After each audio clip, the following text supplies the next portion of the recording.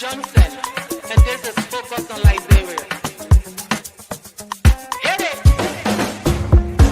From Cape Mount to Cape Palmas, mountain back to Atlantic Ocean, Obomi Hills to Pokonjre, to educate, elevate, and promote.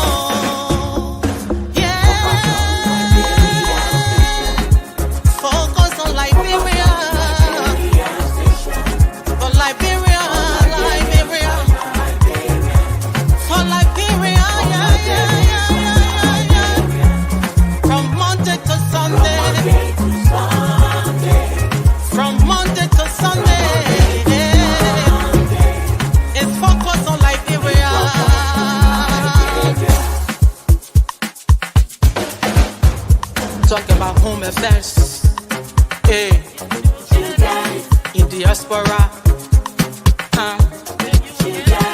current affairs, hey, reliable information, history, talking about culture, hey, politics, education, entertainment,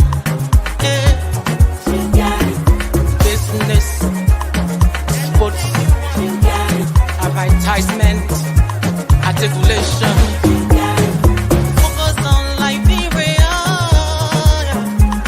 Focus on Liberia. Focus on Liberia.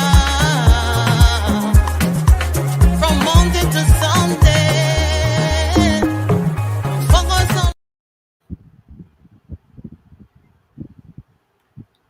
Welcome all to Focus on Liberia. Hi.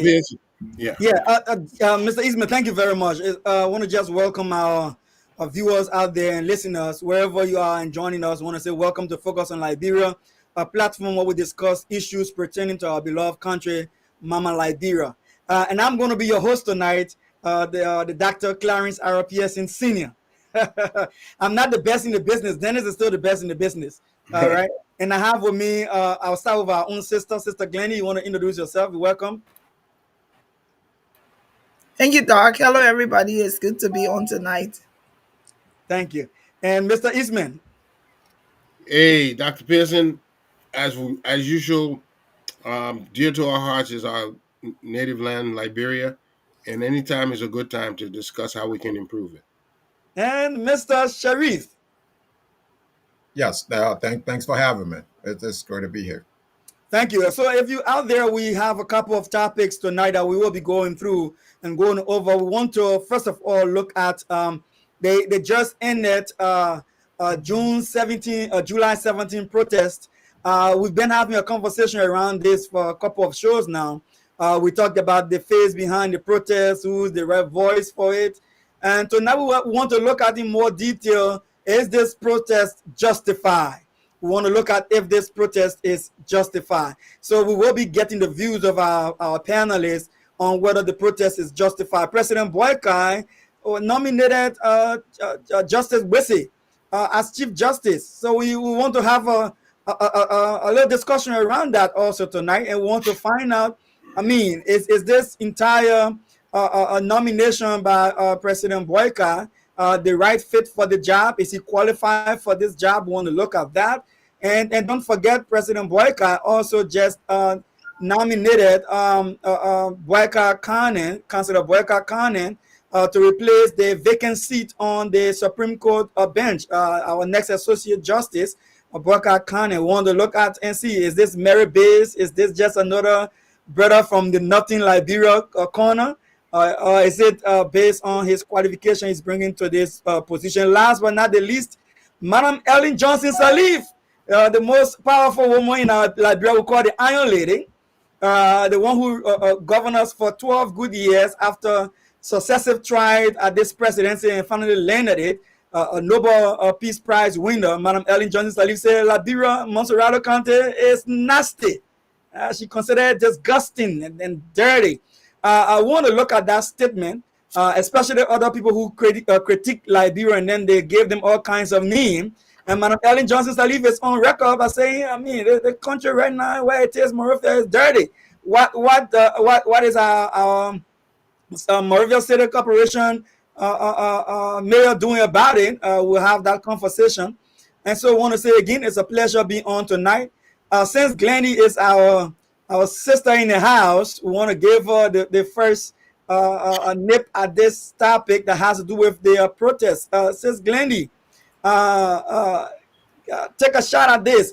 We want to know. I know we talk about the voice of this protest. We talk about the legitimacy of those who brought forth the protest and all of that. But is this protest justified? What do you say? What do you have to say about that, Glendy? So I think that hello everybody, it's good to be on. I think that is a pretty subjective question because depending on the protester, I may say it wasn't. Depending on the organizers or the people who may be feeling the pinch, they would think that it's justified. I don't have a problem with people protesting. I just had a problem with the messenger.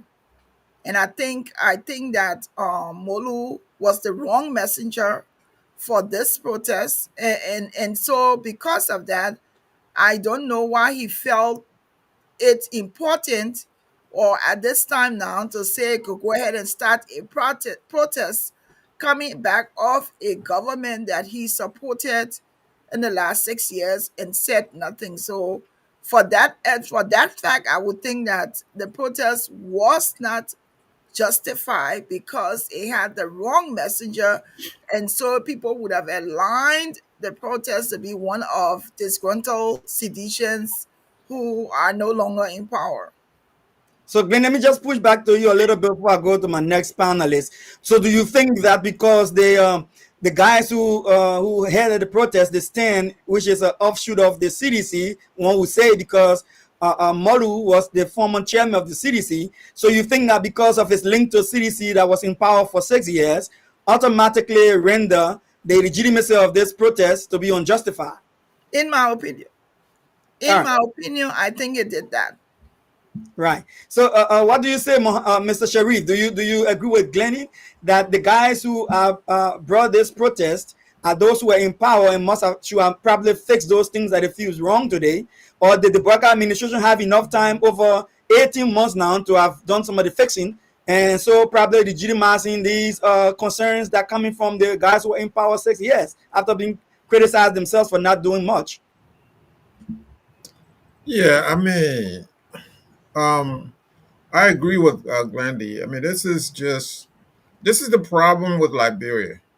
So we're recycling the same old. It's like, as people say, old wine's a new bottle. I don't drink, so I would prefer a different, a different analogy. Maybe an old Pepsi, a new bottle. But these guys were around 6 years ago, or less, and we were talking about the same things, and they didn't do anything about the degradation of the Liberian state. Now, they are in opposition. So, what is there to do now? You just try to, lay back, lay somewhere around for your time to come, and then you occupy the executive mansion for another 6 years. Meanwhile, nobody is doing anything.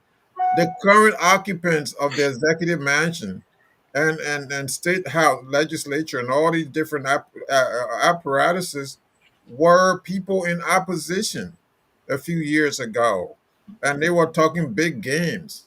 No sooner they take over these positions, these lucrative positions, they themselves have become corrupt, and and nothing gets done. Meanwhile, the Liberian people are left holding the bag. These people now in power are fleecing the country. I mean, so the organizers are as culpable as those in authority.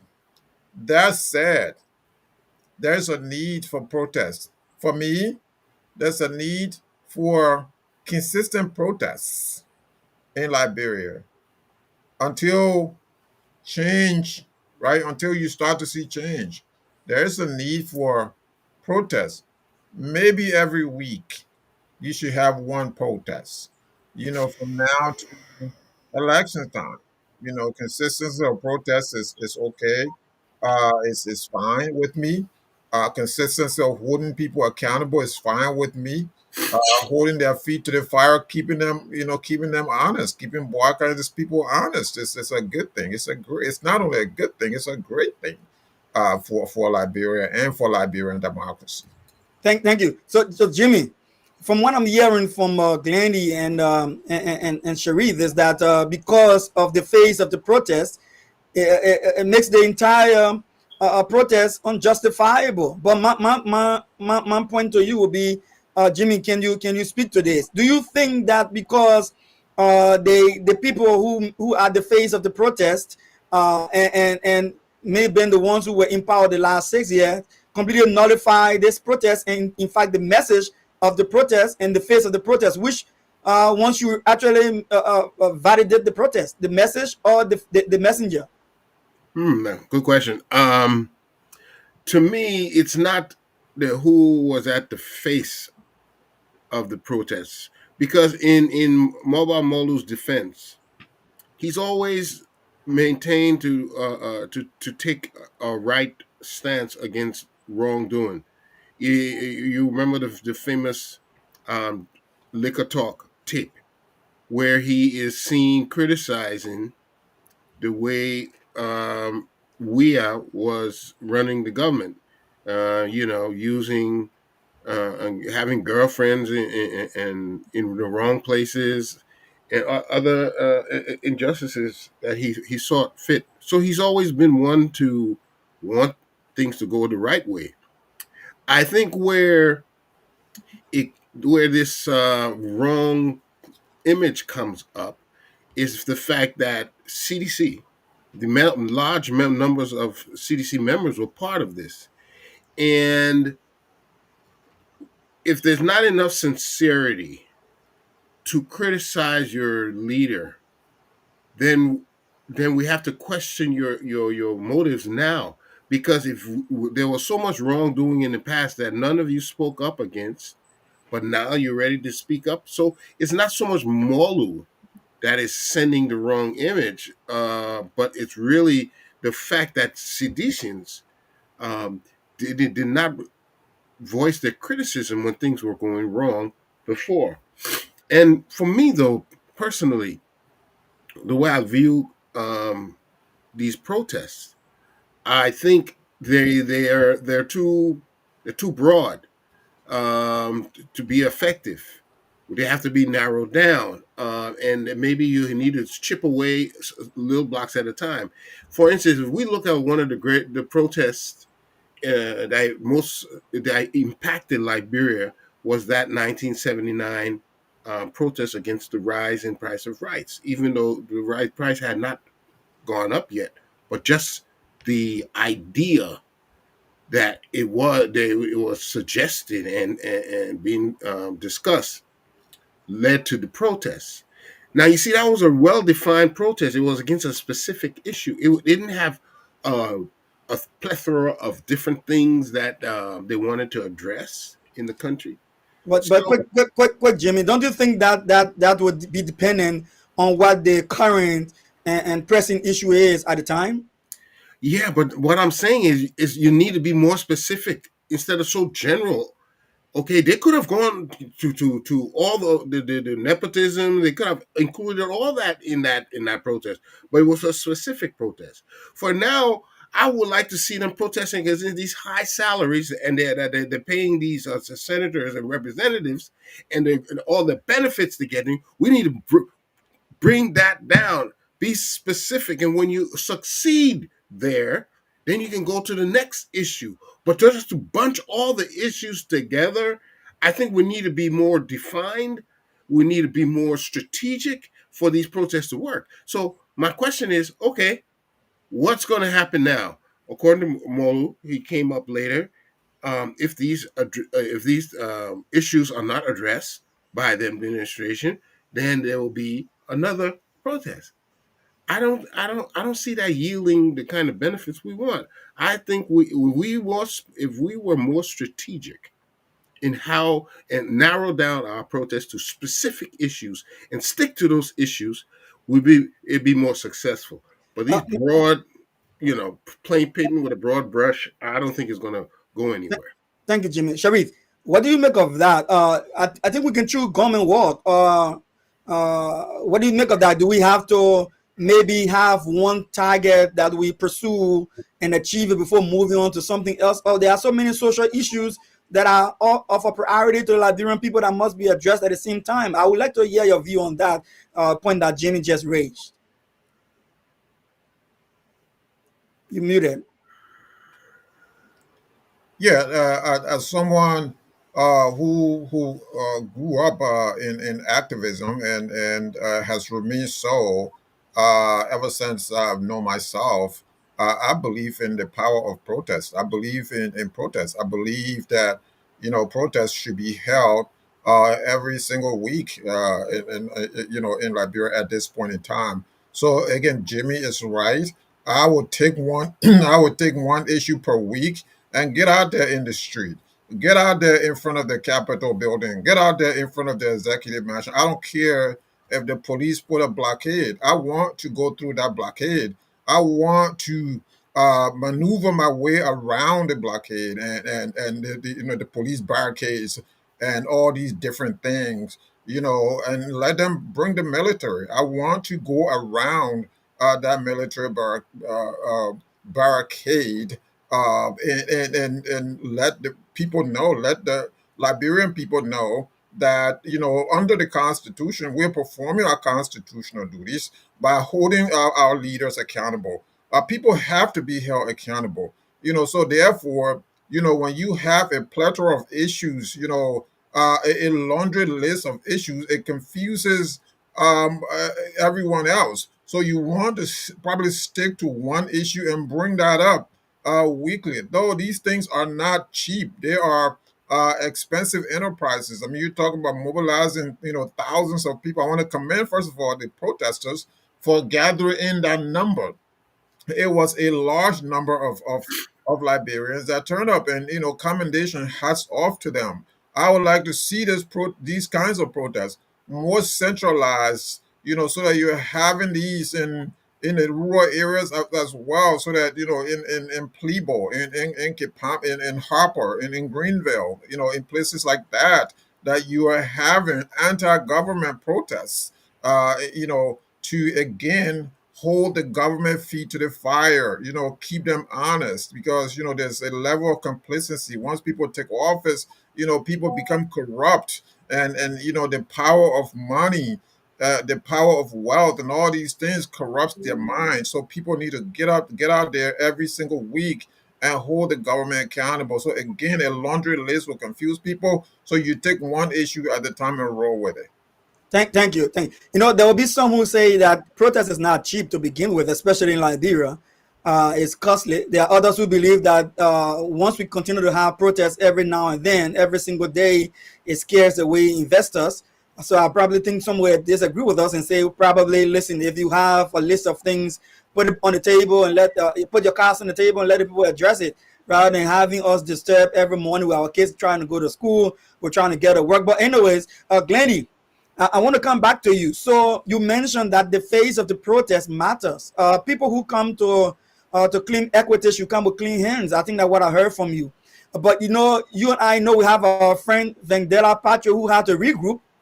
Even though he had a legitimacy, he had the clean slate, but he was not. He didn't have the magnet to cause people to gravitate to his own protest. We saw even during the time of the speakership crisis, Kofa, the minority black tried to do a protest, rally people for protest. That didn't yield results. We also saw when Kofa was taken to jail and others alongside him, and the CDC chairman tried to rally his men, and he was put that into a pickup back, and that didn't yield a result. So how do we balance out people who represents a good image to call a protest, as compared to those who don't may not have the good image but can rally the people. What do you make of that? But so you also have to not erase the fact that people also, there's a fatigue amongst the people with all of the different protesting. Yesterday I listened to some of the people that they spoke with who said that they were in the markets, they prefer to go sell because protest. One of the ladies said every day they're protesting, we see no results.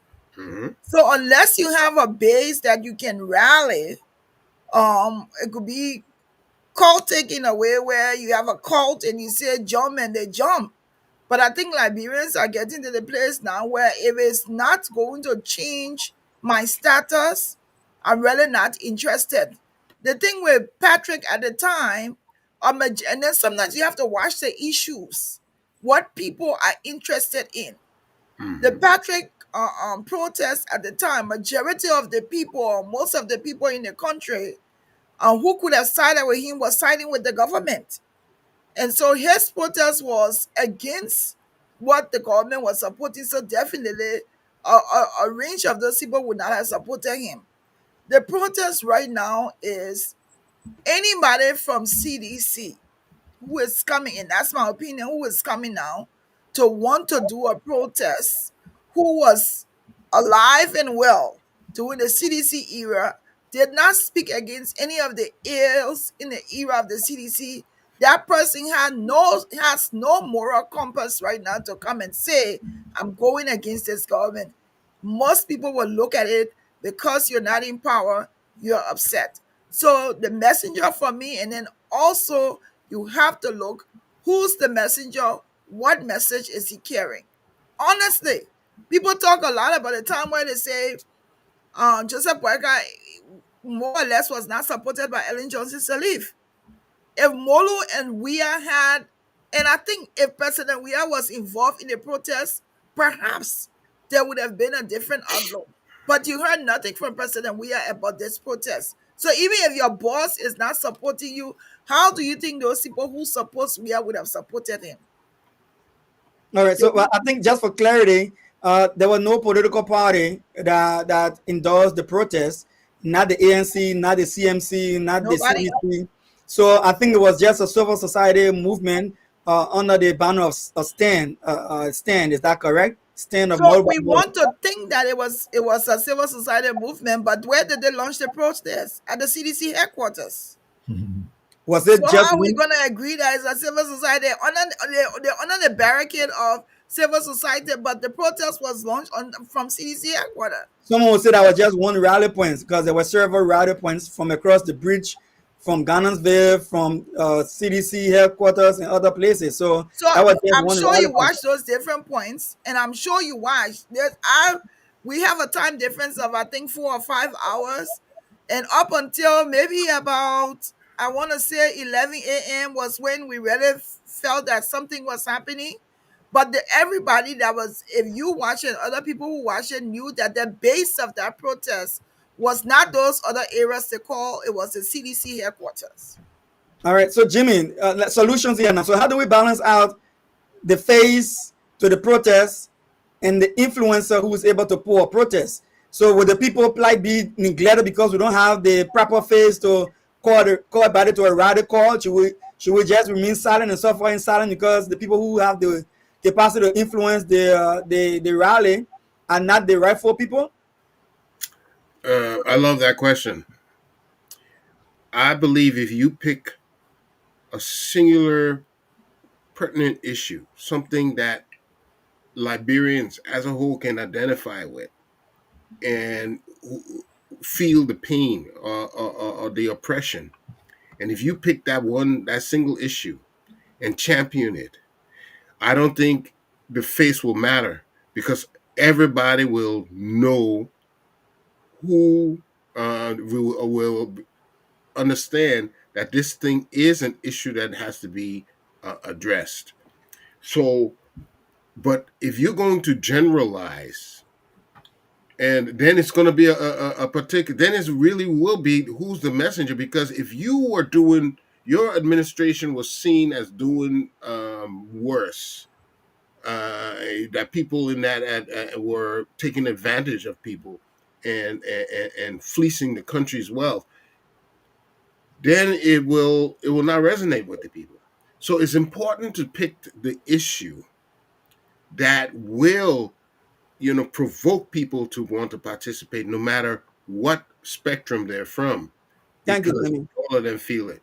Thank Yeah. you, Jimmy. Mr. Sherry, take a shot at that too. So, how do we balance out the phase of the protest and the people don't have someone who's influential enough to get the crowds out to protest to make the voice to be heard, and now we're not going to accept the guys who got the influence.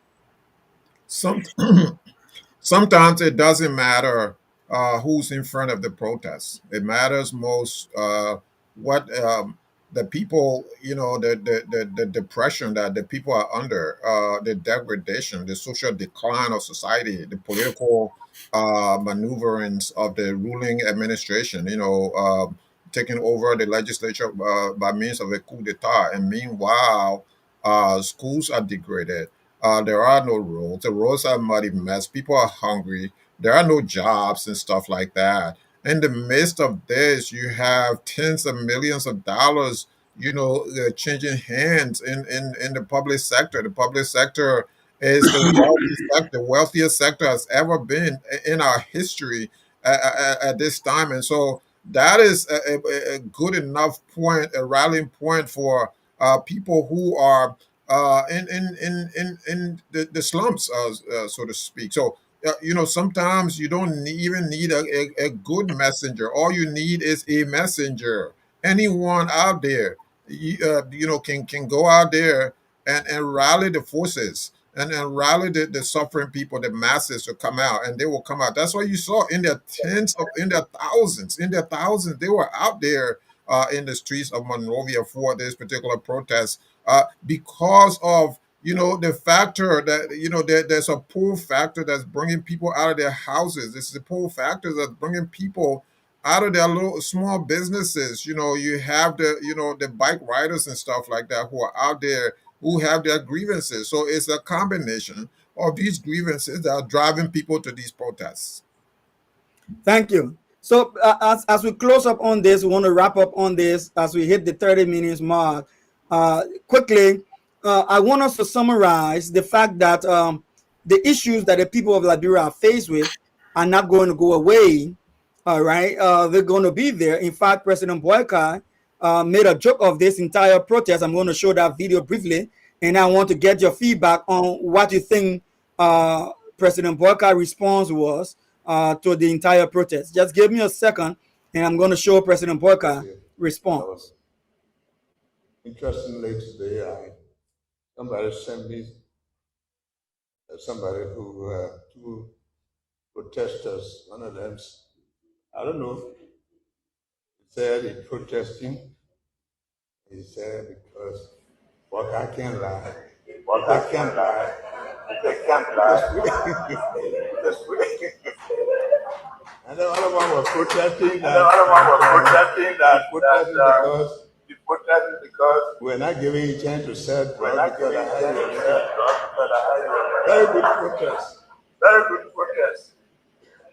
But a country 100. Our young people with talent. Can't keep them in that. It's our job. Make them, prepare them for the world. So, Glennie, what do you make of President Boyka respond to the protest? So I think what he was talking about, I don't know if you saw, there was a poster where somebody had written on the poster, and I think they were trying to write colloquial English, and they wanted to say Boyka can lie, but instead of spelling it out as CAN, they spell it out as CAN apostrophe T. So that is the instance he was talking about. It's like if you are a protester and you wanted to say Boyka can lie, but what you wrote out was Boyka can't lie. I think that was a human movement, but I also think that being the president of Liberia, I think the humor at that point in time would be looked at as not necessary, because it's almost like you're already saying up front that that protest was a waste of time.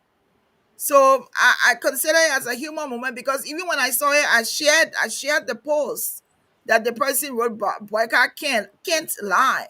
So if you are protesting for against boycott, that should not have been on your placard. I think that was what he was trying to say. I think I heard someone say that that was how you call it, a fake protester trying to give Burka a message to downplay the protest. That's why he was standing alone. But Mr. Sharif, what do you make of the president's response to the protest?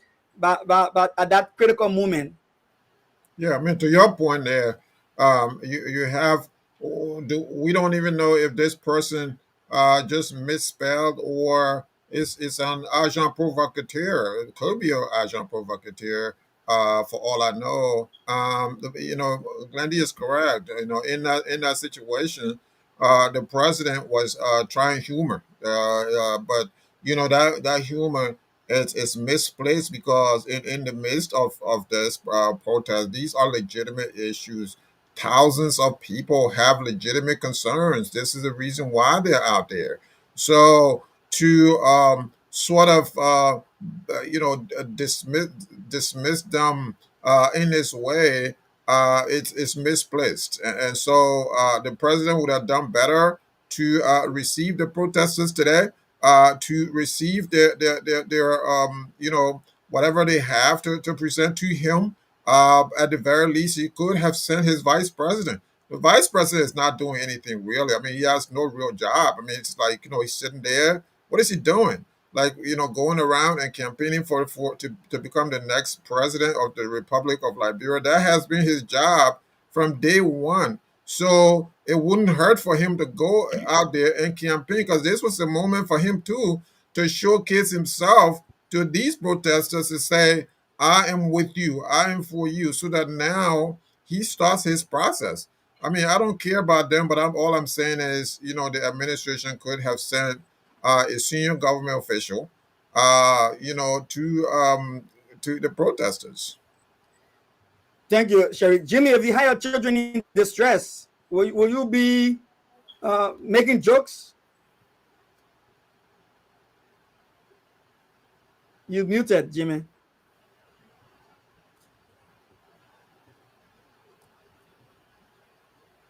Aha, can you hear me now? Yes, we can. Well, I think it was a very interesting attempt at humor, I think. But for me, the the deficit in our people's education is no joking and laughing matter. Where our people are so far behind that no one will be able to tell them that it's beautiful English, because they have not gotten the opportunity now to learn. So I wish, instead of addressing their lack of grammar, we address their education, so they will have the proper grammar that is required. Um, Secondly, I think it would have been impactful had he dwelled on the message, had he addressed any of the issues that the protesters wanted to emphasize.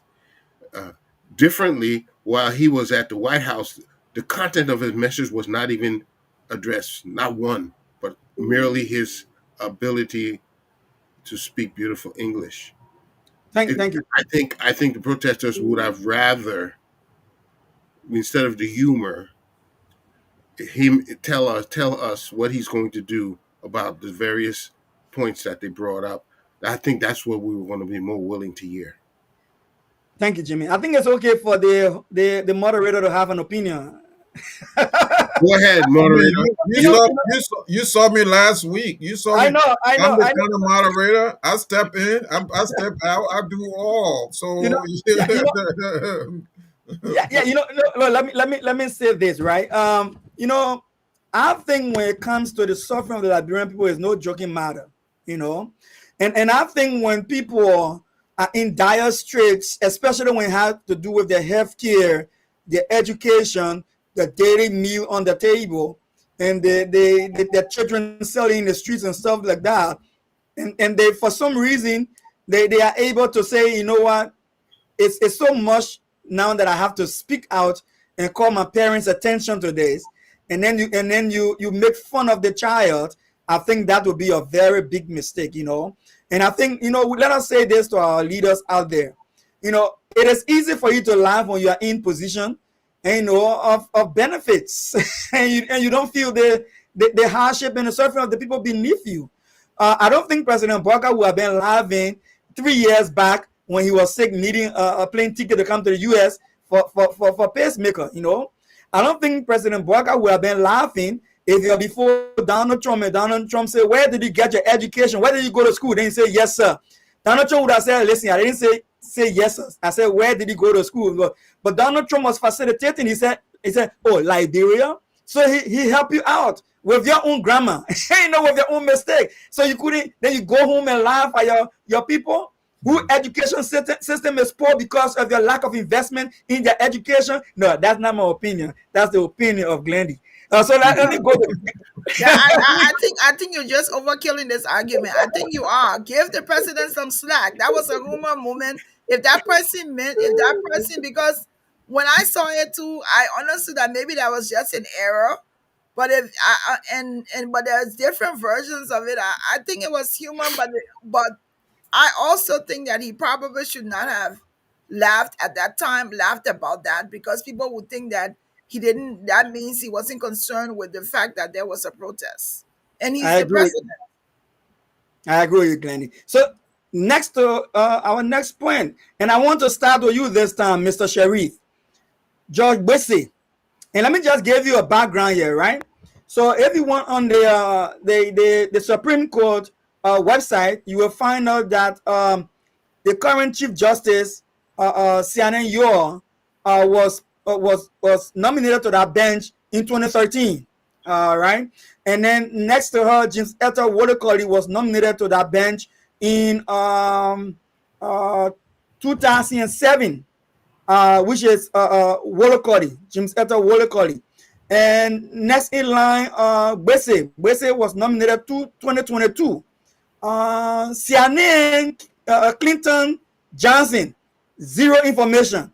She's a ghost. I say so. Anybody want to get money into her so she can hold me in contempt? No problem. She's a ghost. She does not exist. No bio, no profile anywhere else on any internet platform you can find. You have your sophistication, go look her up. She's not there. She's non-existent.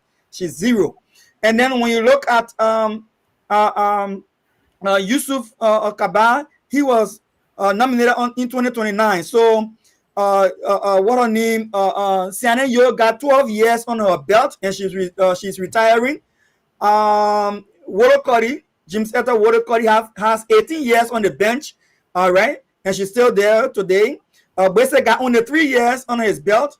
Sianen, I believe she was nominated last year by President Barker. This ghost was nominated by President Barker. She got 2 years on her belt this year, make her 2 years on the bench.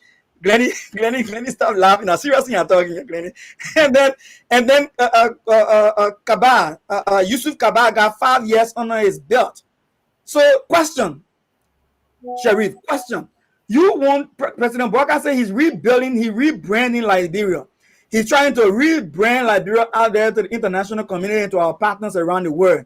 Is Gbeisay with just 3 years on his belt a good pick for this Chief Justice job, or just a political position? I'm going to start with Clinton Johnson. Please give us some bios. I don't care what it is at this point. Give us something. I mean, this is, for God's sake. This is the Supreme Court of the Republic of Liberia, and then you're a ghost. I mean, your information is missing. I mean, researchers, we're trying to get information. So if I'm doing my research, historical research, what do I get from her? There's nothing on there. And meanwhile, Gbeisay comes along on, for confirmation, and this is not brought up. So people are not intellectually curious about these things in the same way that we discuss them here in the diaspora. That your question is well in place. How come my problem there now is how come this wasn't brought up during the confirmation hearing? How come it was anyone is anyone curious to know why that's not happening? We have a justice on the Supreme Court bench that we know nothing of. Like, what is this? That is unacceptable. It's unacceptable to me. Okay, so uh Chief Justice Gbeisay, to me, I watched the confirmation. It was very hard for me to watch. He's not an effective speaker. He didn't make any sense. I didn't know why this man was confirmed. I have a problem with this. You know, while we're trying to promote, I mean, we're sitting here calling on the government to promote efficiency. The government in the campaign, Barker talk about the best. He comes in trying to put in the best and the brightest. But this is not one of them. So how do you surrender one of the top three branches of government? The executive being one of them, legislature is one of them, the judiciary is the other one. The head of the judiciary branch is the chief justice. How do you surrender that position to someone who, to me, is inefficient already in terms of how he convey his thoughts? I have a problem with that. Um, did I think he was going to get confirmed? Heck yes, I think he was going to get confirmed. Confirmation is basically people go out there for it's a show. It's a show. It's a joke.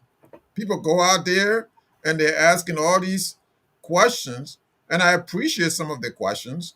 That director are these nominees, but at the end of the day, you go ahead and nominate them, even though they're not answering your question, even though you don't understand the answer to your question, even though their credentials might be, um, you know, um, their credentials may be light. Some of them that we've seen, their credentials have been questionable, and there are ministers, they're top government officials, they are justices of the Supreme Court. I don't know what basis credential is. I guess I he's can come. I can help you with that. So I, Gbeisay went to Dolo Memorial in San Nicolas. He got his high school certificate in 1979. He went to LU in 1988, and he got a BA in public administration. He went to the Louis Arthur Graham School of Law and graduated in 1998 and got his LLB. And then he got appointed to the bench 2002 by George Monrovia. when did he graduate from LU? LU he got in 1988. But wait a minute, Jimmy, a quick question to you. Gbeisay just has barely 2 years, barely 3 years on the Supreme Court bench, but a lot of people say this is administrative role rather than being a legal-minded role. You don't have to have a law degree and stuff like that. But I want to bring this to you, Jimmy, and then Mohammed can think about the degree in the meantime while it's sinking in. Jimmy, should someone on the bench with just 2 years under the belt be chief justice over somebody with 18 years on the bench? Or is Good this a question. political title? It's a good question. But one does not necessarily have to have long tenure on the bench before being nominated as Chief Justice. What we're looking for is institutional experience. How long have you been a judge?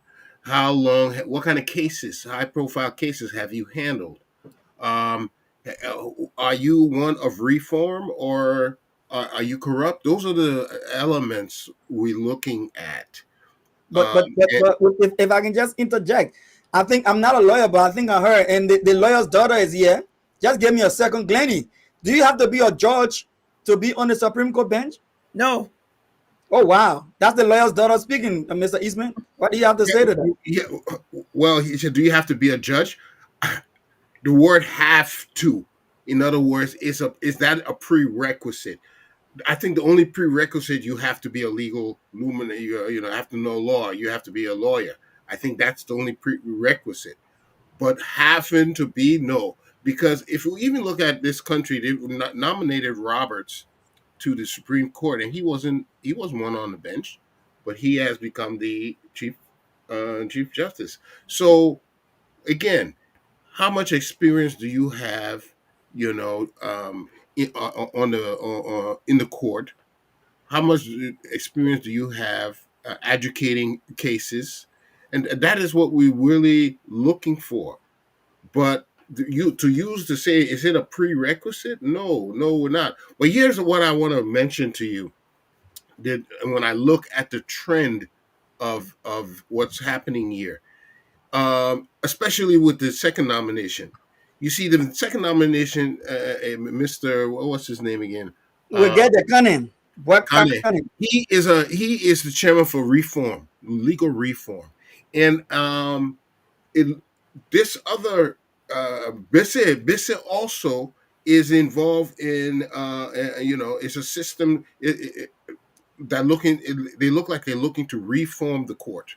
That is what is really needed. Our court system is pivotal for our economic development, and as you always point out, that is one of the most critical elements of our society. People do not want to invest in Liberia because the legal system is not just and fair. Jimmy, And let me so just push. Let me just push it needs back a to little bit. change.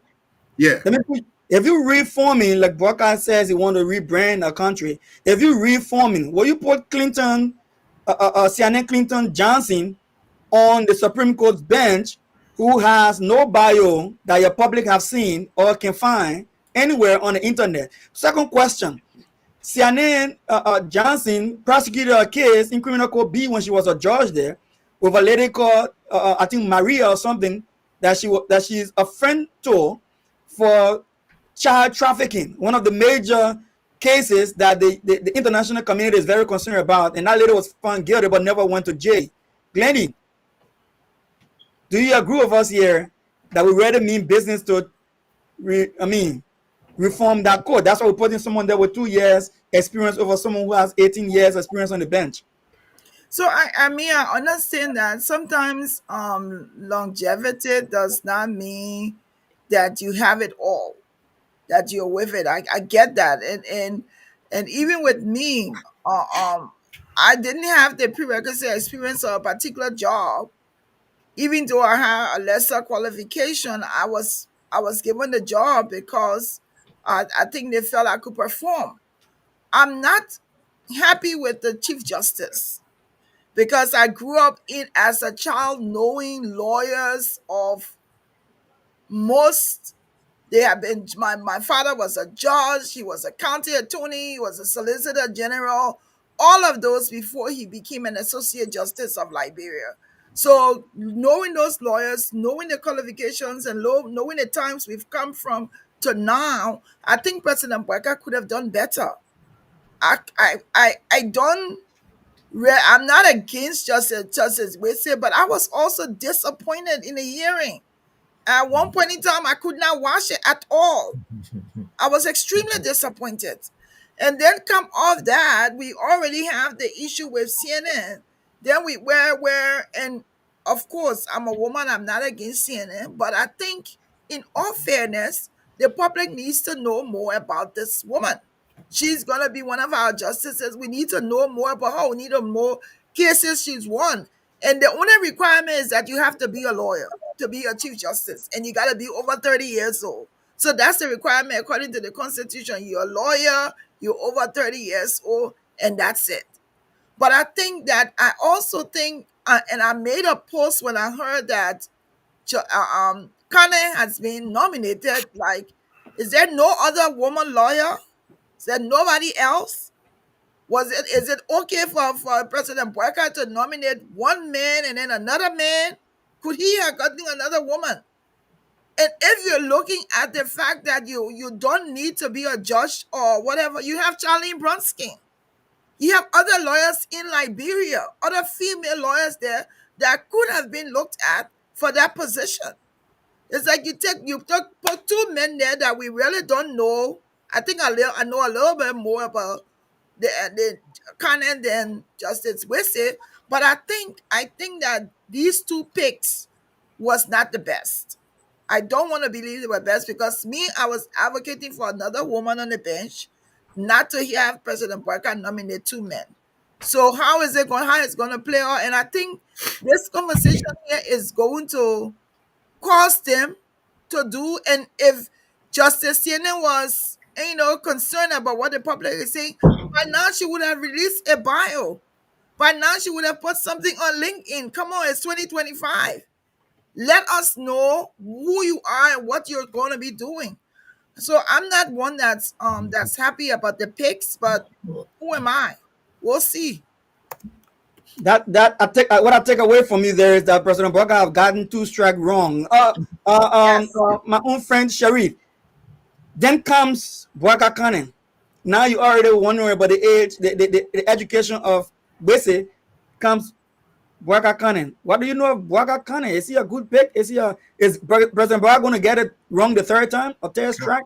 I don't know. I don't know him. The little research that I did, he is the head of the Liberian Reform Committee or some organization, and his interest has been to reform this constitution, which is which has been something dear to me as well. So I welcome anybody who wants to change this constitution. This constitution needs to go like tomorrow. It should have been gone like tomorrow, uh, like yesterday. I'm sorry, and they should go. So, he has that background. I don't know what he does now with it. If that will impact, if that will have any impact on his role on the bench. Let's backtrack a little to go to Justice Gbeisay, because Justice Gbeisay is very curious to me. He's according to, I think, his bio, he's 66 and he has 4 years to retire from the Supreme Court bench. The next election is 2029. So Boaka will still have to power over the Supreme Court, so to speak, to pick the next Chief Justice before the 2029 election. That is very important.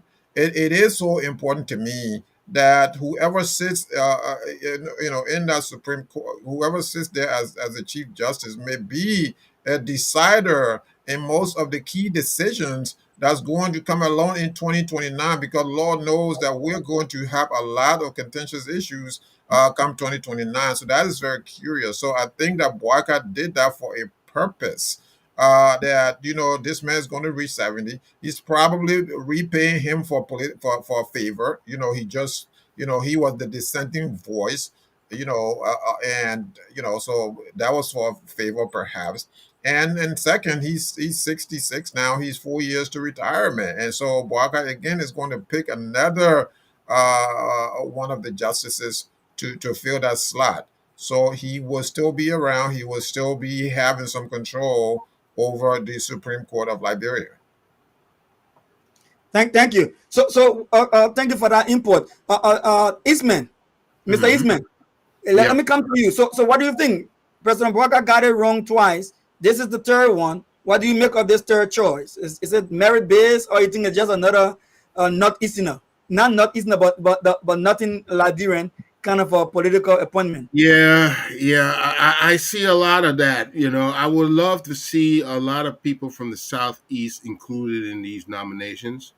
And of course, surprisingly missing in this cabinet and these positions are people who, let's say, from Monrovia, those descendants. We don't see anybody of, I guess, that they don't have the caliber or the education to be appointed. So we notice that there is a apparent bias in these nominations. But what we really looking forward to is a professional, equitable, and fair approach to adjudicating in the country. And we wanted to see it also. We want to see the ripping out of the corrupt elements of the country. We want to see some people who we know that things are going on backdoor, and the country will not go anywhere until there's some actual reform in our judicial system, until the kickbacks, until the backdoor deals are stopped. And if these justices are going there to do this, business as usual, well, it will make a difference.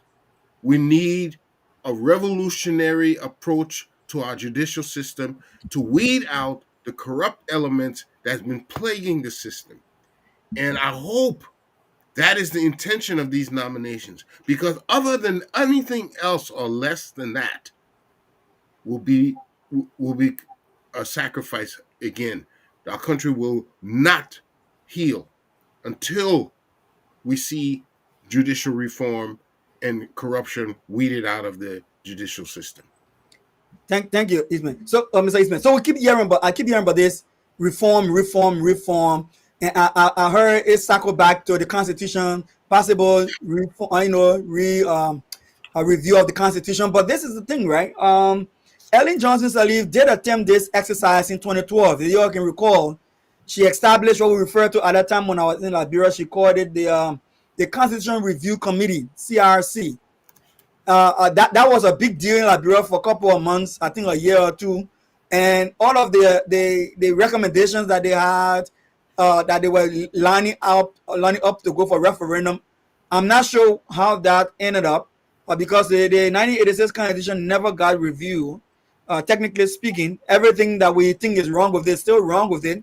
So, Glennie, if we did got it wrong the first time, under a very powerful woman like Ellen Johnson Sirleaf, with all of the international community help that was available for judicial reform, how are we going to get it right now? We're appointing the wrong people to this position of the Supreme Court bench. So it all goes back to the people. Elections have consequences. And if you don't have the right people in the right positions to speak in the interest of Liberia and what Liberia needs, well, still, this is going to be a revolving door. You're not going to have anything different. You're not going to have anything better whose interest is being put forth. So even though, and I think to some degree, while the government, they may not be doing everything at 100%, I think to some degree, public sentiments gets them. Sometimes they hear it, they listen, and you can see by their responses and by the things that they do. What we can do to change this trajectory is to keep talking about it, keep condemning those things that they're doing wrong, and keep speaking up. Because if we don't do that and we just accept everything that's been done, nothing's going to change. It may look like we're not effecting a change based on the government, but to some degree, I think this government hears some of the cries of the community. So we can only, all we can do is hope for the better. I hope that, it won't be perfect, but take example, the corruption issue. That's something that the government needs to be forefront. The drugs issue. Those are things that they talk about that they will fight. We, as citizens of Liberia, cannot give up. We cannot keep silent. We must keep talking, and to be able to change that we seek, we have to be a part of that change. And whatever we can do to ensure that the government hears us is what we will continue to do. Thank you, Glennie. And I think that makes a lot of sense, because sometimes we feel that our talk is yielding no results, but over time we do see people get checked now and then, and they try to pivot in the right direction. So, Mr. Sharif, while we hit the 1 hour mark, I want you to think about this. Put all of the chief justices, the associate justices together, and tell me, what is the long-term goal of President Boyka, that he is picking maybe what I would term as convenience over merit. Like I think it's convenient for him to get this person now, maybe for the long run, and not just be bothered about who has the best skill set for this role at this time to effect the change that we all are looking to see. What is President Boyka's end game for having maybe 5 Supreme Court associate justices before he leave office? What is his game, and getting the wrong pick to begin with? Well, look, every president In recent times, I've picked people or justices who they believe is on their side. I'm gonna say Boaka probably has the proclivity of working with people who agree with them. You've seen that you see that evidence manifested in the legislature. Kong is a partisan of Boakai. Boakai, through the machination and contrivance of the executive mansion, you now have that the speakership that the Unity Party is holding. And so Boakai also has that proclivity to control the Supreme Court. And so all of this is done not in isolation. Because we're staring down the barrel of 2029. There's going to be a lot of cases going before the Supreme Court. And so Boakai wants to keep his hand on that, on the executive, on the judiciary as well. And so, you have a Supreme Court Chief Justice now that's going to retire in 4 years, and then you have the opportunity to pick another one. So there'll be a competition for another Chief Justice in 4 years. That's well before 2029. So Boaka is keeping his hands on the trigger, for lack of a better word. So it is interesting to know that the paycheck you get retired with is the one used to calculate your pension. If that is correct, then President Baka is forcing more high paid pensioners on us. But that's another talk for another day, right? Yeah, yeah, absolutely, absolutely. So And constitutionally, there's nothing stopping him from doing these things. Just to be clear, all we're talking about now is, we're analyzing these things. But constitutionally, he can pick anybody. He can pick anybody. He can pick someone that's 69 and a half years old. I mean, it is his prerogative to do those things as president of the Republic of Liberia. thank you. So viewers, if you're joining us, we focus on Liberia. We talk Liberia and all things Liberia. We'll be back in 5 seconds. Hi, my name is Addie Tyler from Pennsylvania, and you're watching Focus on Liberia. Excellent. I'd like to add something, Dr. Clinton, Dr. Pearson, rather. Yeah. Information about Justice Sienna D. Clinton Johnson. She has a BA in English and Sociology, graduating from the Liberal Arts College of University of Liberia in 1981. She also got an MA in English from the same college and institution. She served as a Sent you her resident. bio. Huh? She sent you her bio. No, I got research tools. No, but we understand. I mean, we researched with her that we want to be able to see something Yeah, for her on Wikipedia, Oh, Google, from her something we want to an see. autobiography. That's what you're looking to see. Yes, I know. I researched her. I found her. I know who she is. I know who she's married to. But put the information out there so the public knows. right. Right. Well, I don't know how many people write an autobiography, but I believe that you're I'm participating. sure if I went to Google Jimmy Eastman right now, I would see something. You wouldn't see an autobiography. You'll see. Yeah, but I would see information. something about Jimmy, Jimmy you're Eastman. not a Supreme Court justice. Sorry, Glendy, for interrupting. You're not a Supreme Court justice. Yes. You're not a public figure right now. She is a Supreme Court justice. We need that information on the Supreme Court website. I mean, she is a public. Oh, okay. On the Supreme Court website. That's what Yeah, you we need that information. Then, What is she Jimmy, hiding? you tried. Yeah, I can see love in his eyes, but he didn't make You did it. not make it. I can see the love. You know, Oh as man, as putting Jimmy out there. No, but it's one. I understand where you're coming from. That you would think that the Supreme Court would have published something about her. I'm not so sure Exactly. if that's so much on the Supreme Court or is it on her, because like I said, our standards are being compromised every single day. Why doesn't the Supreme Court have anything on her? It just requires one little interview and it would have done the trick. So I don't know if that is a systematic lagging or is it the individual. She don't I'm want sure it. if you sat her down, she would be able. She'll be. Will No, say, she don't want to do it. She don't want to do it. why would? Hold it, hold it. I'm going to announce a breaking news and Jimmy coming with a bio. Hello and welcome to Focus on Liberia. For education, information, culture, entertainment, and overall wide variety of programs, tune in to Focus on Liberia, the best in Liberian diaspora television. We are focused on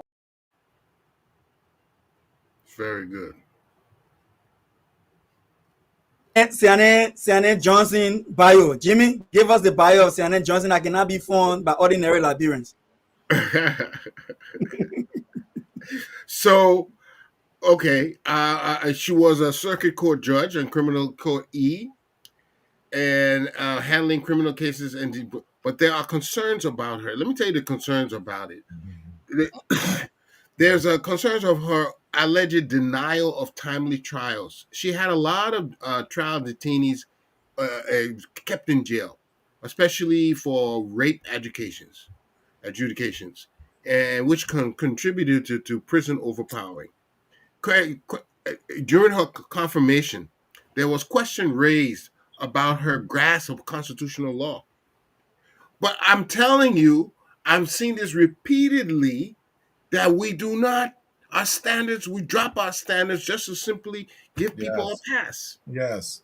That is what's been going on. Yeah. It's been going on for a long time. And when will that change? I mean, you saw the foreign minister. You saw the foreign minister who, you know, just nobody tried to ask her all these hard questions. I mean, you clearly knew that the woman was not competent for that position. There were questionable issues with the foreign minister, but they confirmed her anyway. They confirmed her anyway. There were questionable issues with the Minister of Interior. There were questions about him. They confirmed him anyway.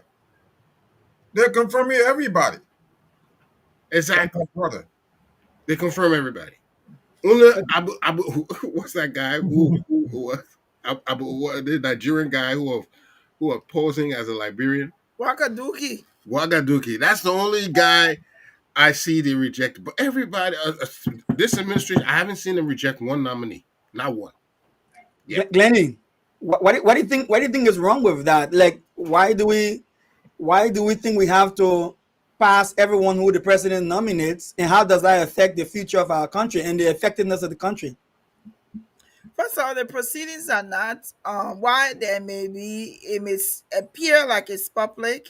We don't know what information they're presenting to the senators to vote on to know about. From us, like Mohammed said, when I look at the confirmation hearing for the Chief Justice, I was taken aback that but it's not being measured by my yardstick.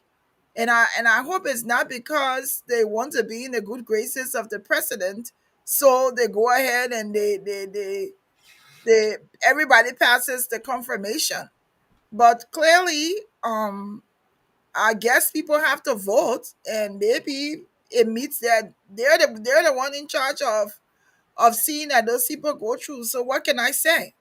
I mean, we don't know the drawn out processes. See all of the things that people say about other candidates, and they base and at in the end of it, they still pass them. So unless there's something, there's a process. Unless it was open, like somebody would send their CV and we have to review it, and there's check and balances. There's nothing we can do. This is Liberia. This is what has been happening. Mohammed Sharif, is like a CNN reporter.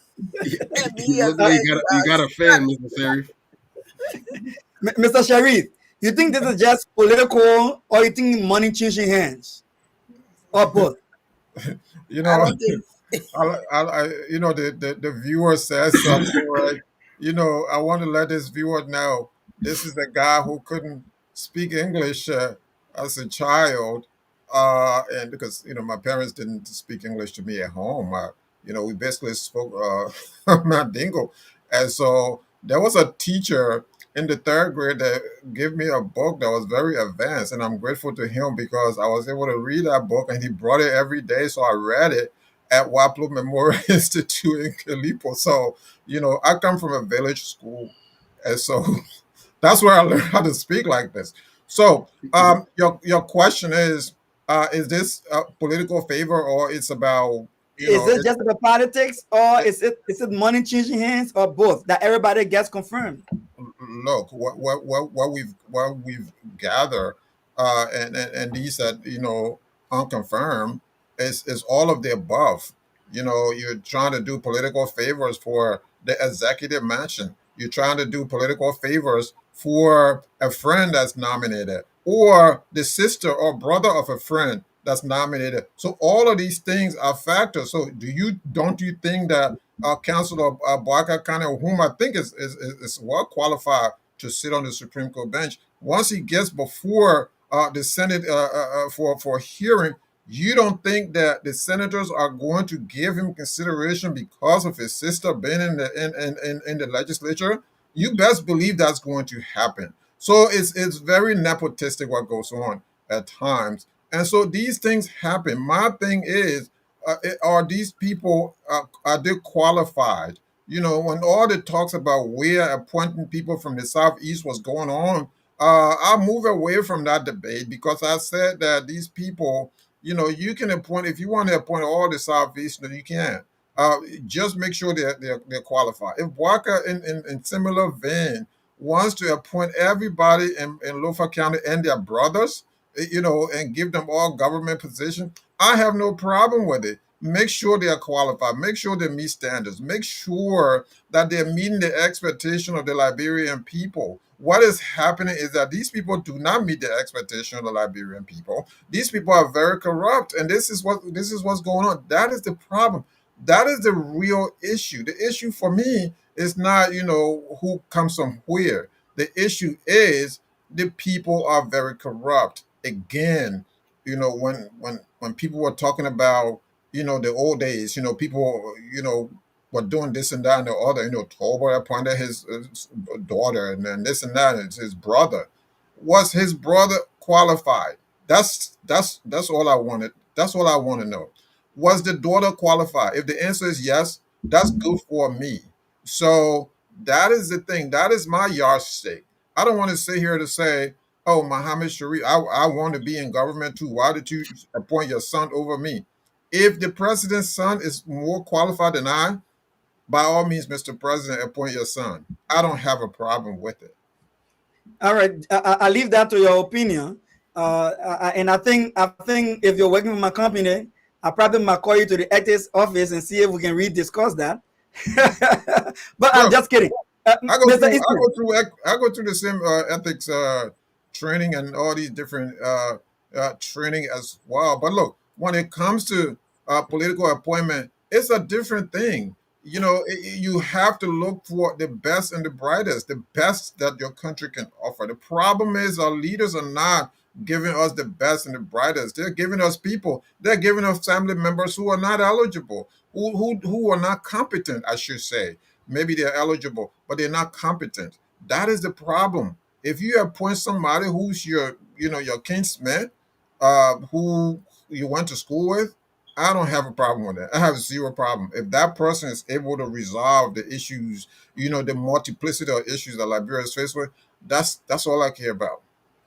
Mr. Eastman, on the mantra of no business as usual, and on the mantra of inclusive development, do you think it is important that our legislators, especially in the Senate, have, especially at the committee levels, have the CVs of nominees posted for public view and comments? Do you think that will help Liberia for inclusive governance and no business as usual, to help get a good view of the people we get into the office? Interesting. She said for public view. So for instance, you have a website. If the president nominates, and maybe a public hearing for this position for confirmation is due in 6 months, or in 2 months, or in 3 weeks, and the president's CV is posted to the website, and public can comment on there. Don't you think that will help us as a nation? For Yeah, ministers and everything else? I think that's a good step in the direction of transparency. I think it is I think it should be a requirement that anybody that is going to be a public official, his background, his resume, everything should be made public. And by offering an opportunity prior to confirmation, offering an opportunity to the public to comment, to recognize, I think it may be very supportive of a better examination during the confirmation episode. That would have to be a policy. I don't think you need a law to establish that, but we could establish a policy like that. But do our people, as a people, are we ready for that kind of transparency? Are we very willing? The other day, the president had to suspend people because, according to the Constitution, all of them should have declared their assets, and they refused to do it until they were suspended. Many of them. This shows you that there's a cloud of secrecy about our public officials that they want to keep um, away from the public view. So I think that would be a step in the right direction, but you'll have to get it to pass. You have to pass a policy or a law requiring that, and the same public officials will have to sign it. Okay, then we have to implement it. We had a clause in the Constitution that if you are not a Liberian, if you had other citizenship, you could not become president. We elected a president who was known to be a French citizen. It was well advertised. Beside all the other ones who are in that Senate and legislature, do we apply our laws? Because you can construe any kind of law, you can make it up, but do you apply it? There has to be an element of integrity and sincerity about the way we govern, and Thank that you, is Jimmy. what I've seen being missing. Yeah. Thank you, Jimmy. Glennie, do you think that's something we can do? Like you see, Mountain Party has been helping us a lot in the past, trying to get us. I think we even heard Molu, uh, uh, former AG Molu said the same thing. He said, "Oh, when President Baraka was making initial appointments, we said, and have a vetting committee to vet." So you think if we just made people profile public on maybe the Senate website, and then the public, even if we interested, like some of us who are on platforms, can just go pick in there and see what's there. Probably I might know someone who is being nominated and the person lying, and we start the class together. There's a dropout. I will come right there and say, I know this person's a dropout. Right. What you I think, mean, Glennie? absolutely. I think when we the more we are informed, the better it is. And I want to go back to Mohammed's point because when I heard that Kanneh was nominated and that he's the brother of Boto Kanneh and also the brother of the other guy that had gone to what's the housing authority, I I was Modification. taken aback. And the counselor, Modification. Yeah, Murphy, I yeah. was taken aback. It's like what the appearance of having two brothers connected to a senator speaks volume. So this, I think, having a vetting committee will help because then you will see their qualification, you will see their criteria, you will see what you're looking for in it. Public and even profile. I think senators should also be involved in asking public opinion, telling us we're gonna be interviewing so and so, or we're gonna be having hearing for so and so person. Do you have concerns? Send your questions into this. I think the only time I've seen that happen was when Sarah Beslow, Yanti, was being made was going to go for a confirmation hearing, and I think I heard Senator Dillon saying send in questions, but that should be a routine so that they will not give us an opportunity to second guess what the senators will be doing because then sometimes they say, oh, it was publicized. Where? Through what means? Was the public informed? I think it's an important thing. I don't think this is a government thing. I think the Senate needs to be able to say, okay, let's get the public involved in these appointments, in how we're vetting these people, because they're also a vetting committee. Let's have a committee that we can send these resumes to check into them. You may think what Martin Colley is, what he's doing is not succinct. I think that's a great thing that he does. Yeah. I think that is really good because Martin Colley has exposed so many would be doctors that Yeah. are not doctors. And if people would not look at it as a negative thing, it will be beneficial for Liberia, because you know what? It will serve as a deterrent for people to stop faking degrees. Sherry, I kept the hard question for you. So how do we balance that merit-based approach to the will and pleasure of the president and wanting to work with somebody he feels comfortable with, not necessarily qualified for the job? How do we balance that out?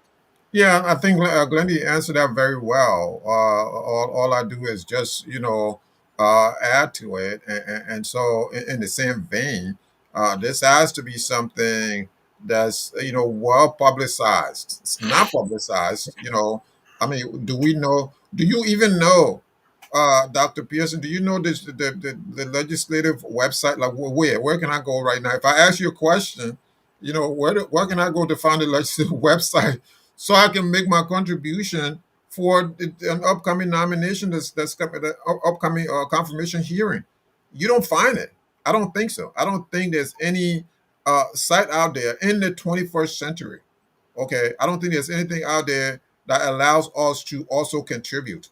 And so this adds a layer of secrecy and inefficiency to these nominations. So your final product then, because like I said, everybody is getting confirmed. Nobody. So what's the point? If I'm appointed right now, all they have to do, okay, Mohammed Sharif needs to appear for a confirmation hearing next Thursday. I'm going in there knowing that I'm going to get confirmed. It doesn't matter. So what is the point of confirmation? When you ask them questions, they're not answering your question. You clearly know that they're not answering these questions. You clearly know that some of these people do not effectively communicate. You clearly know these things. You clearly know that some of these people have questionable credentials. You know these things. You know that some of these people are very corrupt to the neck. You know these things. You know that some of these people have done nothing for their community. You know these things. And yet, they are confirmed anyway. They're confirmed anyway. So why don't you allow the public to be an arbiter in these, service that you render to our nation? All I think right. that's one way that we keep it, that we keep them honest.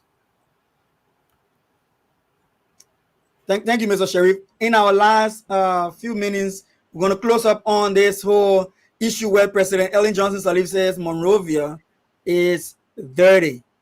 It's dirty. She says it's dirty. Glenny, first of all, tell us how you think Madam Ellen is. You are a female, so I know you're in touch with Madam Sirleaf. No, Your I'm women's really not. solidarity are very strong. How Madam Ellen joining Sirleaf? How's she I'm not doing? in touch with. I'm not in touch with former President Sirleaf, and I think I was asked about this question before, and I condemned her. I Okay. condemned her for making such a statement, having been the president of Liberia, did nothing about cleaning the city that is sustained. Yes, she may have done something, but it wasn't sustainable. That now she can come back after that she's not president to come and condemn Liberia the way it looks. And the audacity for her to compare it to Sierra Leone is annoying. That you go to Sierra Leone, go to some of these countries, see how the place clean. Where Madam Sirleaf, you were president. What did you do? What programs did you put in place to ensure that Liberia will be clean and remain clean? That statement should not have come from her. For me, So it was unacceptable are you for her to suggesting declare that Are you suggesting that swept the village this morning and I came this afternoon? Whoever was left in the village kept it dirty. I was still responsible for it. You will be responsible because if it's a system that you're building, then you build a system so that if I'm coming there, I know because you've cleaned it, I must leave it clean. What did she put in place? What did she do? We're not hearing now when we're hearing about Zoom Lion and their contract. We're hearing this Zoom Lion and people started from Ellen Johnson Sirleaf time. That they ignored some Liberians who wanted to do this trash thing and give it to Zoom Lion and was going to give the contract to Zoom Lion. What was the process that she put in place? How was she going to, how were they going to sustain it?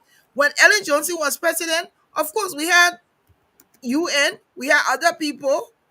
The city may not have been dirty at that as it is now or as it was in George Weah time, but she has to hold herself responsible also. She can't be out of that. So when Absolutely not. what if someone said to you that government is continuity and that each government has its own peculiar circumstance and situation that is prioritative at the time? What if Madam Then Ellen Johnson were rebuilding the country after war and they didn't have the time to get to that? Why the other administrations after her cannot fix it? so then she would say this has been an ongoing process. If I wasn't able to do, why didn't she condemn it during George Weah time? Why didn't she condemn it during her time? And I'm sure she knew the city was dirty because that was during her era that Mary Brown was very effective in helping to clean the city. But what programs does Madam Salif put in place to ensure that this will be sustainable for the next 2 3 years? She could have gotten a company to do it. To say we All want right. to keep Monrovia clean. They could have done Senate trainings, educate the community why we need to keep the city clean. That would have helped. But to be a former president and coming now and condemning how Liberia looks, I think that was a disservice for her to even speak that. To utter that for me was unsatisfactory. Sorry for that interruption. Let the show is so hard. Somebody trying to call me, gets to participate on the show, but I'm not allowing them. Yeah. Glenn is on flight. Mr. Eastman, before I come to Sharif, Mr. Eastman just left. Sharif, so what do you make of Madam Ellen Johnson Sirleaf's statement? Well, you know, certainly she's correct. I mean, Monrovia is a dirty, is dirty. Uh, raw sewage and all, characterized by raw sewage and all these different things, amidst the wealth. This is a wealthy country, and in this wealthy country, um, everywhere you see degradation, you see filth. So Ellen Johnson Sirleaf, Mrs. Ellen Johnson Sirleaf is correct.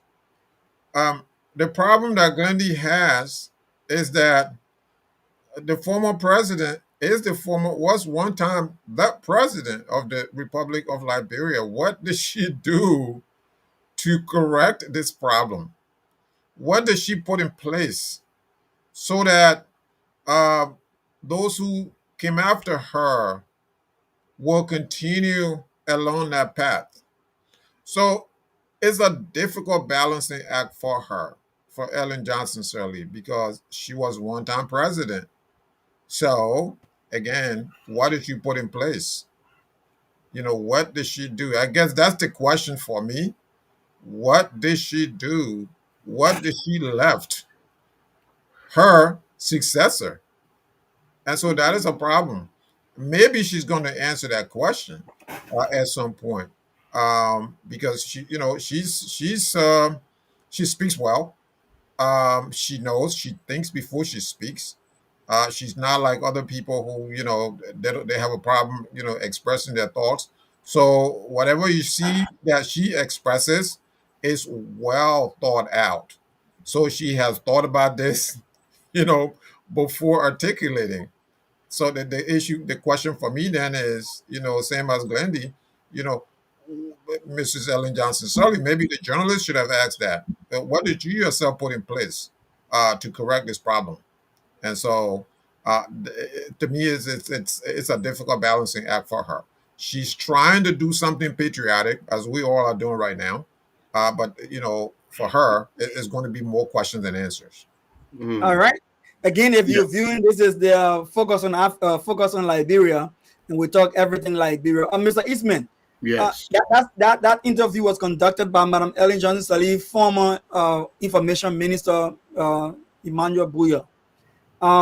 So I don't think he would have asked her the hard question. So, but it comes to you. What do you You make mean Lawrence about? Boblet? Lawrence Boblet? Yeah, Lawrence Brooklet. Sorry, Lawrence Brooklet. So Yeah, I was about to ask you. yeah, Okay. Lawrence Brooklet. Thank you for that correction. So Mr. Eastman, what do you make of Madam Ellen Johnson Sirleaf concern? I'm not sure. Are we taking calls?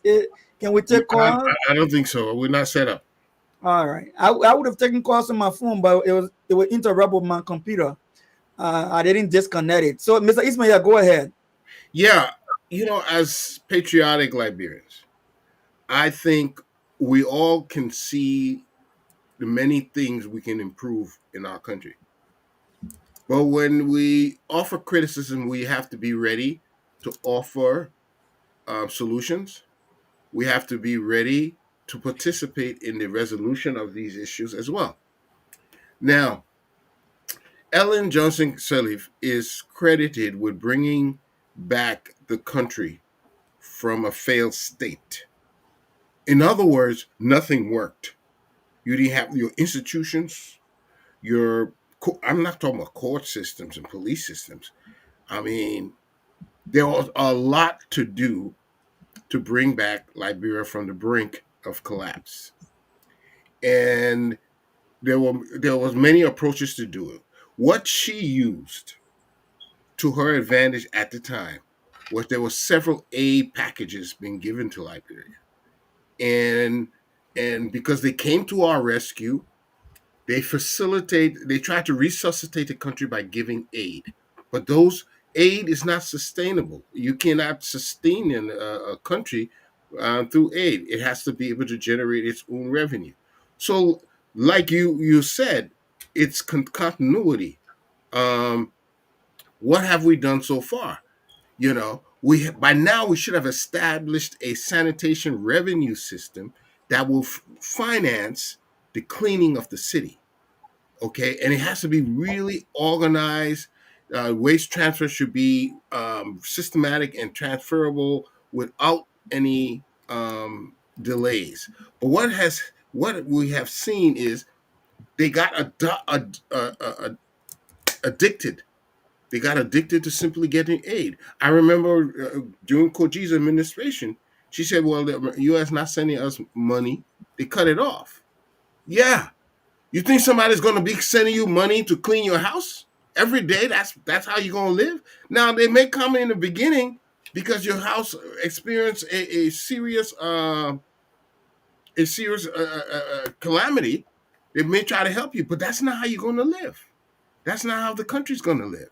So by now we should have had a system put in place that we will be able to finance and support the cleaning. I think what instead of offering criticism the way she did, I think it would have been pointed out. I would have asked. I would like to see her ask why by now we don't have a system. We couldn't do everything in my administration, but yeah, are we 12 years away from my how many 14 years away from my about 12 of my administration, and we still don't have a system to clean the city. Why don't we? Then because that is what you have to do. It is not by chance. It's not ad hoc. If you don't know how to do it, even if you the mayor of Monrovia, when you look at it, you say there's no way to do this. How can we do it? You invite the council, you invite the city. How can we address this problem? And you may find that there are Liberians with the solution of how we can address this and resolve it. It's not that it can't be resolved. But if you don't know how to do it, then you pool your resources from the public. And they will come to your refuge. We can put here together and we'll tell you exactly how this can be accomplished. But yes, these things, it is dirty, but it is lacking because we do not have a revenue system and consistent organized ways of disposing the trash. Okay, so why are we don't we have this? It's and again, I don't know if it's a national issue, even though that is the capital, but it's a city issue, it's a municipal issue. So he needs to go to the Monrovia public because we already have some taxes, levy taxes against businesses and whatnot, but apparently it's not enough. So you make it a conscious effort to engage all Monrovia residents, conscientize them about the issues, come up with a systematic way that we all can participate in. That is what is lagging. Okay, and I mean sometimes you just have to break down and tell people this is my situation. It doesn't show incompetence.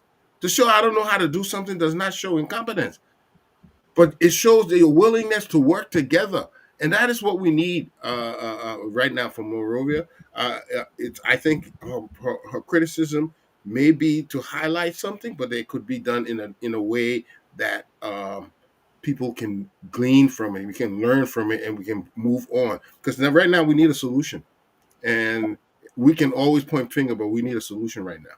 And Thank look, you, and look, thank Jimmy, you. you're right. And look, Jimmy, you're right. We've had two guys. We've had two guys on this show that one of them was a waste management specialist. He studied waste management and wanted to go home and assist the country, but I guess no one will call him up. All Yes. right. So quickly, if you're viewing us in the US and you want to be a part of this show, before we call you a night, we would like to hear from you. Call us on 267-269-4724. And again, that is 267-269-4724. And then before we bring this to as we wind down, Mr. Sharif, I want to put up a statement that I just read from the comment section, and I think it's important that we look at that statement from the comment section, because the person is saying that the same thing I'm hearing over and over in the show, that Madam Ellen Johnson should just be quiet because she's probably not the right voice to be making such a comment about the place being dirty. Why this keep coming up? Why do people try to silence people on the basis that they probably was there before and they didn't fix it, so they have no right to say anything when something goes wrong after they have left? Why do we have this mindset, Mr. Sharif? Why is this mindset there? I mean, when you start to talk about right, keep in mind you're violating someone else's constitutional right. I mean, there's a right to free speech as enshrined under the Liberian Constitution of 1986. So she has the right to speak up. When she sees something against the Liberian state, when she sees something that's discomforting to her. So she didn't violate any laws. Now, politically speaking, our analysis shows that Mrs. Ellen Johnson Sirleaf probably didn't do enough in this area, and so that's what the discussion is about. The discussion is about what did she do? Did she make enough? Did she make enough effort to put Liberia on the track of being one of the cleanest cities in Africa? Rwanda has had a devastating civil war around the same time the Liberian Civil War was being waged. Today, Rwanda is, the city of Kigali, the entire country of Rwanda, which is a very small country, is a clean. Kigali is a very clean city. We gravitate towards Rwanda now because, they've set the example. So those are the kind of things when you come out of a civil war as a leader, you have that opportunity for reset. Mrs. Ellen Johnson Sirleaf had that opportunity for reset. So the question many are going to be asking is, did she properly utilize that opportunity to reset the button, to hit that reset button? Certain things that she did right, some things are left wanting. And so that's what the viewers sentiment is I guess driven towards. Is the sentiment is that why is she saying this now, but that she Okay. doesn't have the right. She does have the right to speak her mind. Thank you, Mr. Sharif. So Glenny, the audience are saying you guys are asking what President Sirleaf's administration put in place for sanitation after leaving office 7 years ago. That's unfair. What do you make of that statement? Is it unfair that we're trying to blame Sirleaf for playing a role and left, and then we can't keep this thing going? We have to be blaming somebody in the past and say they should shut up? So I don't know if that's blaming her. I think I'm holding her responsible, and I'm asking, what did she do? What did she put in place? And this has nothing to do with me, with her not having free speech. She made Madam Sirleaf is no small potatoes, like Liberia was saying. She's the first female president of Africa. She can say what she wants, but I can also say, what did she do? What did she put in place? Is it now that she's seeing Liberia is dirty? Ellen Johnson she has a lot of connections. She can do a lot to help Liberia get clean. What were some of those things to do? How did she help the Zogos and all those things? So just like she is able to condemn the city and say what it looks like, I too can say to her, I hear you, but what did you do? How Mr. did you help the situation? Thank you, Glenny. Mr. Eastman, someone says you need a maintenance plan. Put something aside monthly. What do you say to that?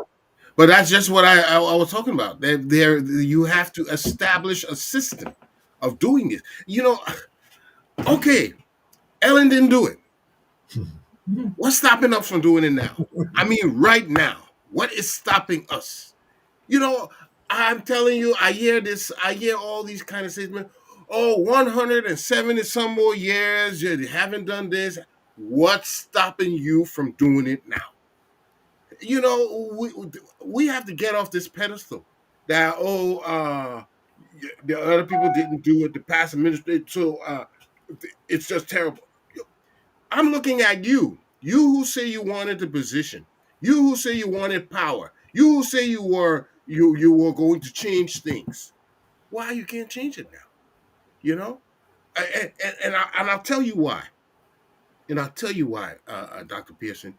The reason why we are not pooling our resources, we have the resources to do these things, but they want to exclude certain people. That's what they want to do. If you're not for them or you're not in cahoot with them, they don't want you around. And so as a result, the people who can actually address the problem are not there to fix the problem. And you just have people who have organized themselves in a sort of a clique, and they just carrying on things in a mediocre way. That is what's happening. But we have Liberians who can resolve this problem. But we're being dominated by a group who only care for what they can get and not really care for the country. And that is why we're seeing all these things. That is why we're not going anywhere.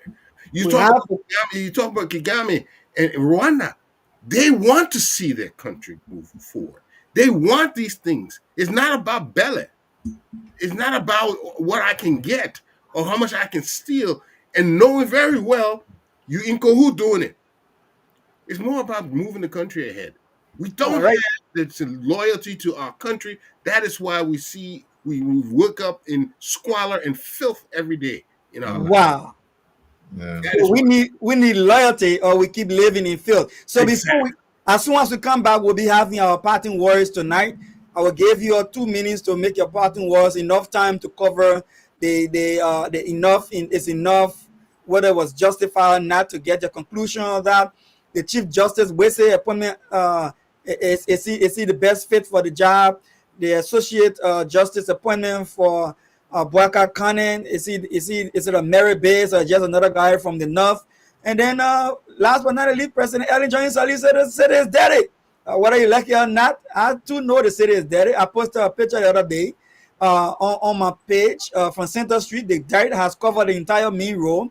Somebody challenged me. I said, okay, I will give you your money back for your internet you use and I'll pay your scratch card money back if you go there and videotape it, and then to disprove that my video was wrong. And the person said they were going there and they ran away and never came back with their own account of video. Because yes, the place is dirty and the dirt has covered the entire street there. And somebody posted another video to me again for another area I'm going to be posting pretty soon.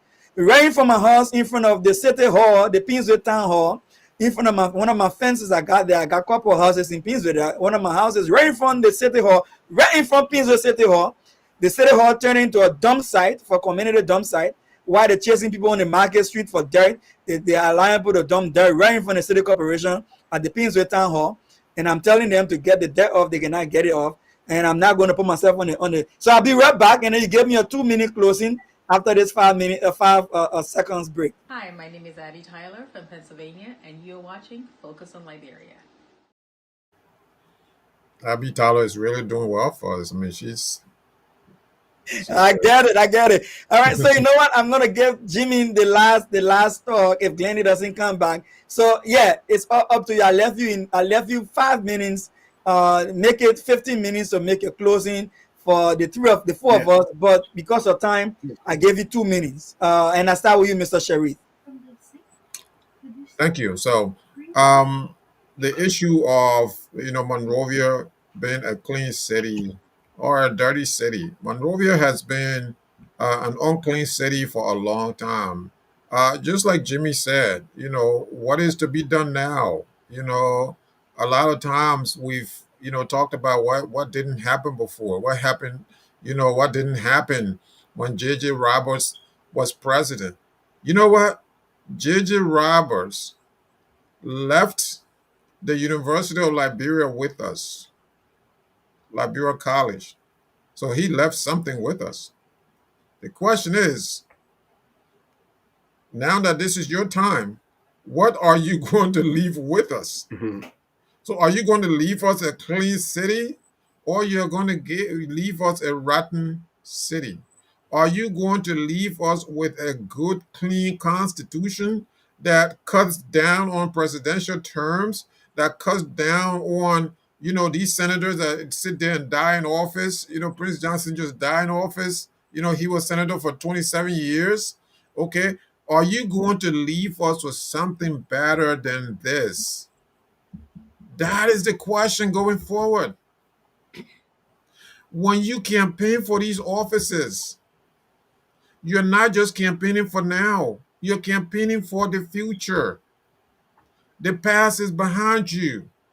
The future must always be better than your past. Then you're going somewhere.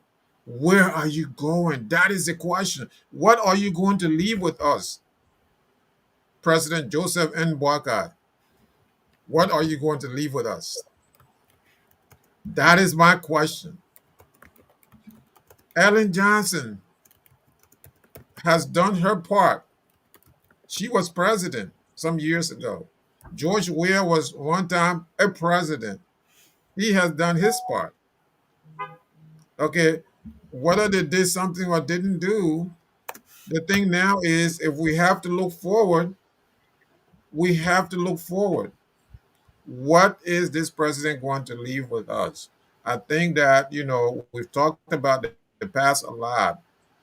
And what happens is that the past informs us about what is happening now and what is going to happen in the future.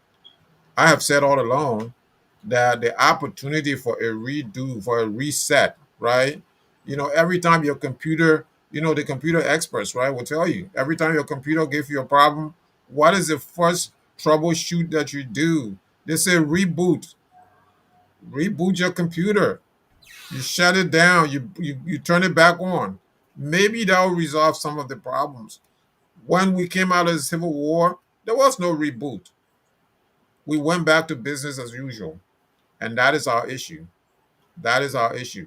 We need a reboot like yesterday. Okay. Thank you. Thank you very much, Mr. Sharif, for that closing. Mr. Eastman, it's your turn to take us home. Yes, if I use the same quote, to make Liberia great again, we must first understand that greatness is not gifted, it is built. It is built on our classrooms where children learn not just to read, but to think. It is built on our farms where hardworking hands feed the nation.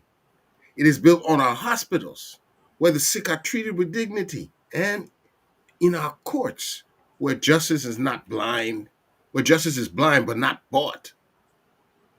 Okay, we must fix our institutions, not with slogans, not with criticism, but with service.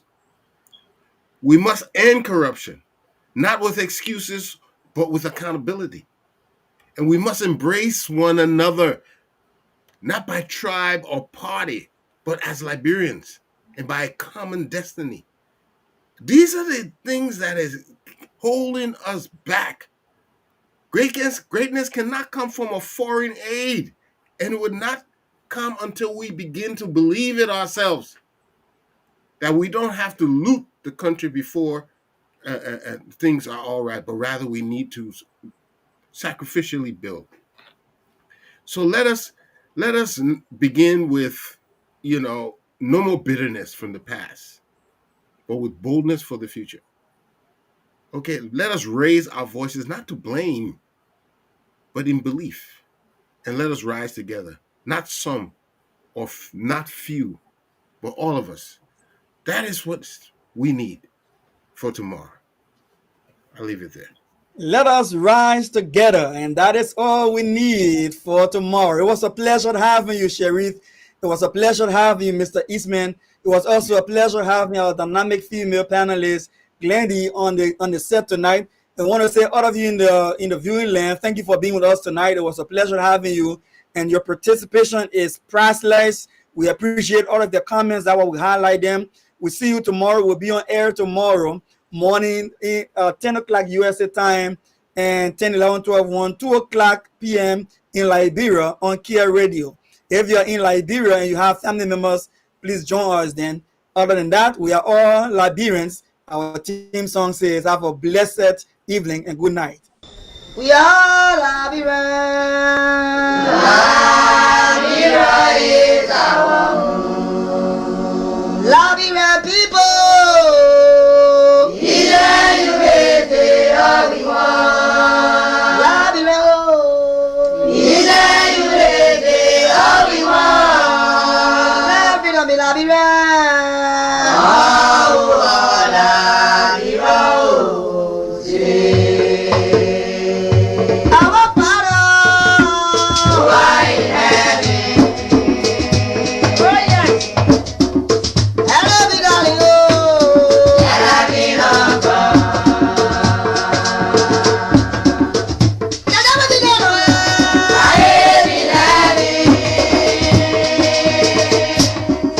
Give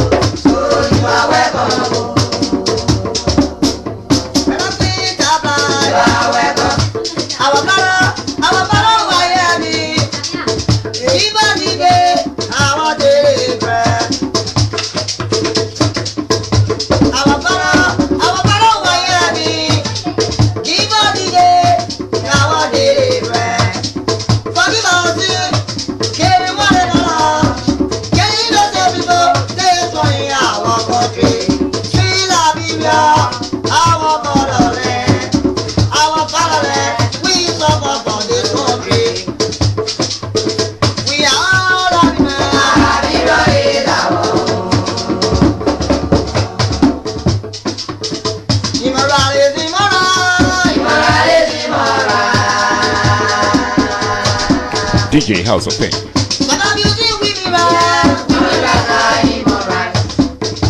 Yes, I like this one. Him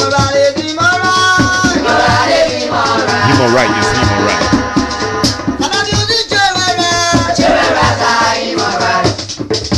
Our children, they are future leaders. Our children, they are future leaders. Remember, our children, they are future leaders. When we get where no more, they will do what tomorrow. Remember, our children, they are future leaders. Our women, they are our father. They are our father, they are our father in progress. Immorality, alright. Immorality, alright.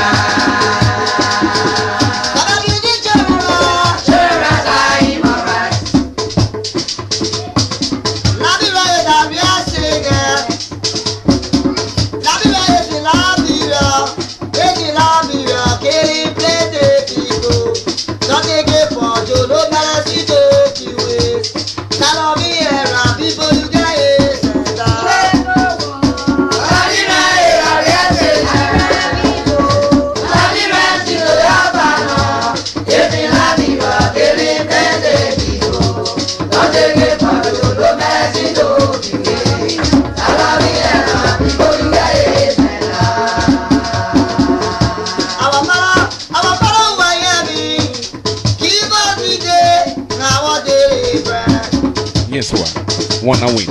I want you to know they are future leaders for tomorrow. When we get where no more, they will do what tomorrow. Our women, they are our father. They are our father, they are our father in progress. We don't want no more war. One day to Liberia. We don't want no more war, Liberia. But I am following there is no. Why?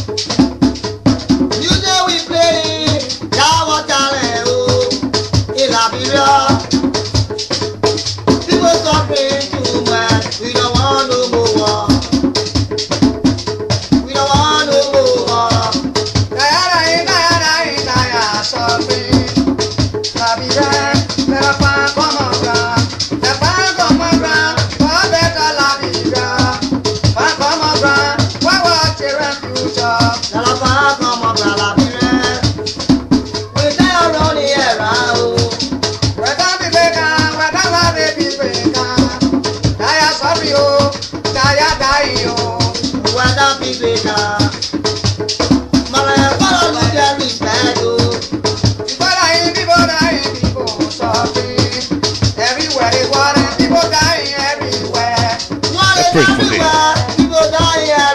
DJ House of Pain, he's gonna help you pray, brother. We don't want no more war. Don't give up. Speak your mind. We don't want no